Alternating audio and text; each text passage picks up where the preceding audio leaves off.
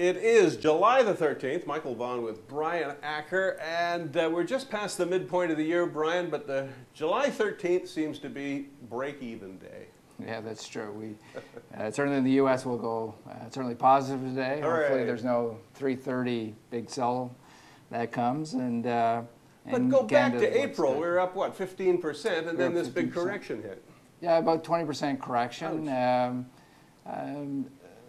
A lot of reasons, as we highlighted in the last videos. I mean, there's the oils, the euro, the oil spill. People got really pessimistic. We had that flash crash, which yes. A lot of people unnerved a lot of people. We still don't know what caused it, but a lot of people have a lot of questions about equity markets in general. Are they safe? You know, why would have my retirement funds in there? But this is starting of the earnings season, and they've started off with a bang. And as you can see, the screens are all green. It's green. So it's a good day. So Q2 looks pretty good, doesn't it? I think it does in terms of earnings. Yeah. I think what we got from April till probably in the last couple of days is just a compression of valuation. So again, people got pessimistic. I think in our last video we said markets are in a bad mood. They were. And but as we go down, there's probably 6 or 7 things. I noticed they're trying to cap the oil well today. We have 60 votes, looks like, for the financial regulation. Really, yeah. We've got now a stress test going on in European banks. They need some credibility in that stress test. I would say. The last, the stress test the Americans did raised $85 billion of capital. So all that's going to happen probably in the next couple quarters. So as we go down the list, China's devalued the yuan. So as we keep on going down the list, we seem to be clearing things up. And yeah, maybe it's people got too pessimistic, especially in the market. So we'll see. So you are not predicting a zero return year? No, I think equities look fantastic.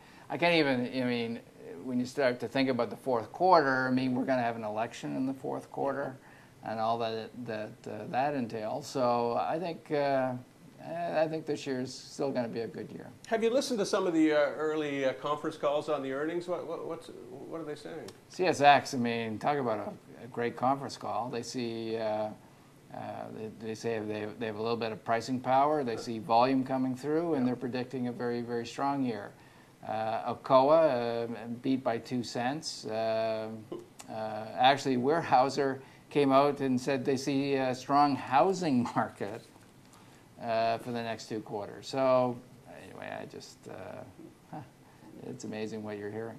All right, let's turn to Canada now. I mean, the correction wasn't as severe. We had a slight one. Probably about 12% in Canada. We went from +6 to, I think we're down as of July 12th, the 3.9%. The TSX is down 1.55, so just underperforming by 1.5 percentage points. But again, it's, you know, Canada looks great. The Canadian dollar is good. These job numbers are, I mean, added as many jobs as the U.S. almost. It's amazing. It's are they all security guards for the G20? Is that what it was? I don't know, but you know, they've and I think 80 were full-time jobs, 80,000. Yeah. So it's great. You can actually see when a country has its financial house in order, what actually can happen in terms of the economy. The people feel good. So anyway, Canada keeps on going. Everyone's in Canadian dollars, as we keep on stressing. Like we don't have euros. We don't have whatever that's killing people's portfolios. We're very North American centric, and so I think you know, they do very, very well. So shaping up for a good year end, you think, in Canada as well? Oh, I think so. I think Carney again will raise rates. Looks like it. So once you get that positive rate effect, I mean, when this happens in the U.S., hopefully it happens a year and a half from now, that would be very, very bullish for equities when you get rate increases. Now, you'll probably see in the newspaper everyone thinks that's a negative, but I don't think so. No, we're primed. If rates start going up in the U.S., that'd be very, very bullish for equities. So. All right. Now, we had this this worry, the bad mood, the pessimism that everyone felt. I mean, what gets us back there? I mean, you read Paul Krugman saying it's all about keeping the pedal to the metal and spend, spend, spend, keep the stimulus going. What worries you? Is it that? It isn't that. We're at a fragile time. We're at a time where, you know, if something went wrong, most of the G20 countries are vulnerable. So I think bad public policy. I think what we worry about is if we do have a wrong decision here, this could delay, if you will, this sense of malaise, this kind of creeping along that everyone's feeling right now. So my fear is, you know, when you think of it on the dark side, is, you know, somehow we need to rebalance the surplus countries with the deficit countries. Right. Somehow we need a plan in place for these countries to get out of deficit into at least break even or to pay off the debt.